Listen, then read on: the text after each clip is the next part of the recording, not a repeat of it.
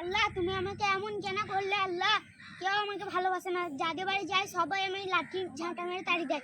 আমার তো একটা বড় ভাই আছে, ওই বড় ভাইকে আমার মা বাপ কিচ্ছু বলে না, আমাকেই শুধু ওরকম খারাপ ব্যবহার করে। ও একটা ছেলে হয়েছে ন্যাংরা ব্যাংরা, আল্লাহ যেমন ওকে কেরাম করেছে। আল্লাহ তুমি আমাকেই আমাকেই দেখতে পারলে, আমার ছেলেটাকেই ন্যাংরা লুলা করতে পারলে।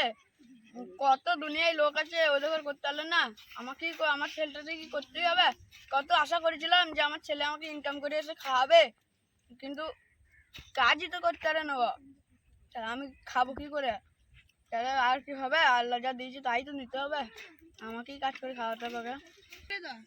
ডাকো আমার বড় ছেলেটাকে। আর কি করবো, কষ্ট মষ্ট করে বাড়ি যাই, কি করবো আর, এরম করেই যেতে হবে। আব্বা আব্বা ল্যাংড়া লুলাটাকে নিয়ে আয়। কি হয়েছে?